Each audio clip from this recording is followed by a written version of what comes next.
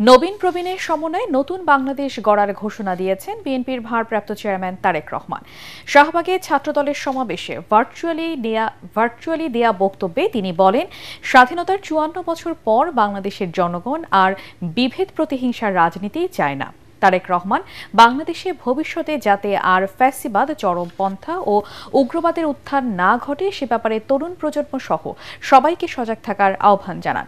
সমাবেশে মহাসচিব মির্জা ফখরুল ইসলাম আলমগীর বলেন, শেখ হাসিনাকে আর বাংলাদেশে রাজনীতি করার সুযোগ দেয়া যাবে না। মইনুল হাসানের রিপোর্ট।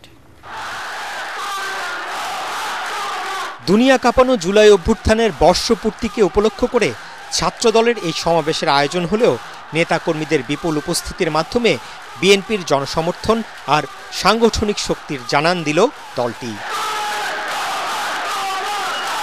ছাত্রদলের এই ছাত্র সমাবেশকে ঘিরে তৈরি হয় উৎসব মুখর পরিবেশ। রাজধানী সহ দেশের নানা প্রান্ত থেকে নেতাকর্মীরা এতে যোগ দেয়। ছাত্রদল কর্মী সমর্থকদের উপস্থিতি শাহবাগ ছাড়িয়ে আশপাশের মূল সড়ক, অলিগলিতে ছড়িয়ে পড়ে।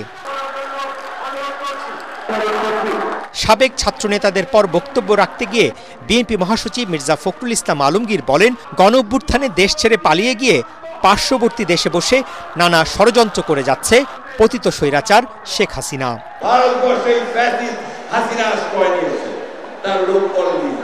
সেখান থেকে সে মাঝে মাঝেই হুমকি দিচ্ছে যে তারা বাংলাদেশে আক্রমণ করবে। তার শুধু তাই নয়, এখানে তারা বিভিন্নভাবে গোলযোগ সৃষ্টি করার চেষ্টা করছে।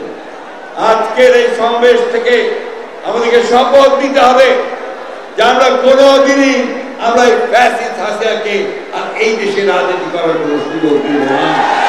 গণ আন্দোলনের শহীদদের স্মরণ করে লন্ডন থেকে ভার্চুয়ালি বক্তব্যে দলের ভারপ্রাপ্ত চেয়ারম্যান তারেক রহমান বলেন, বাংলাদেশের মানুষ আর বিভেদ প্রতিহিংসার রাজনীতি চায় না, জবাবদিহিমূলক ও জনগণের জীবনমান উন্নয়নের রাজনীতি দেখতে চায়। স্বাধীনতার ৫৪ বছর পার হয়েছে। বাংলাদেশ এখন একটি পরিণত দেশ।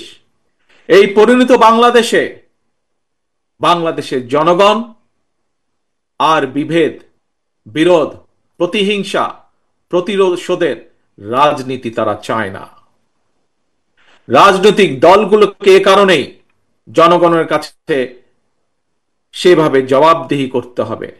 রাজনৈতিক দলগুলোর কাছে জনগণ চায় রাজনীতির গুণগত পরিবর্তন।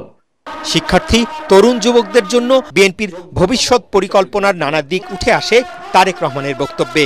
এ সময় তরুণ যুবকদের কাছে ধানের শীষে ভোট চান বিএনপির ভারপ্রাপ্ত চেয়ারম্যান।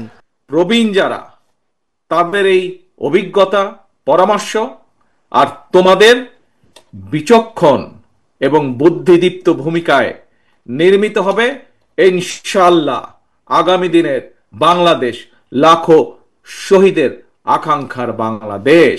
নেতাকর্মী সহ দেশবাসীকে সতর্ক করে দিয়ে বিএনপির ভারপ্রাপ্ত চেয়ারম্যান বলেন, দেশের বিরুদ্ধে নানা ষড়যন্ত্র চলছে, সবাইকে ঐক্যবদ্ধ থাকতে হবে।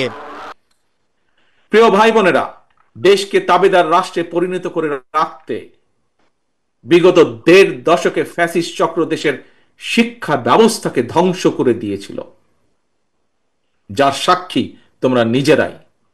নানা অপকৌশলে আশ্রয় নিয়েছিল। শিক্ষার্থীদের নিরাপত্তা নিশ্চিত করার পরিবর্তে শিক্ষাঙ্গনকে সন্ত্রাসীদের নিরাপদ আস্তানা হিসেবে ব্যবহার করেছিল তারা। একজন মায়ের চোখে বাংলাদেশ যেমন, অর্থাৎ আগামী দিনে আমরা নবীন এবং প্রবীণ সবাই মিলে তেমন একটি বাংলাদেশ গড়তে চাই আমরা। ছাত্রদল নেতাকর্মীদের প্রতিটি বিশ্ববিদ্যালয়ের আবাসন সহ নানা সংকট ও সম্ভাবনার তথ্য সংগ্রহ করে বিএনপি নেতাদের কাছে তুলে ধরার নির্দেশ দেন তারেক রহমান। মইনুল হাসান, এটিএন বাংলা, ঢাকা।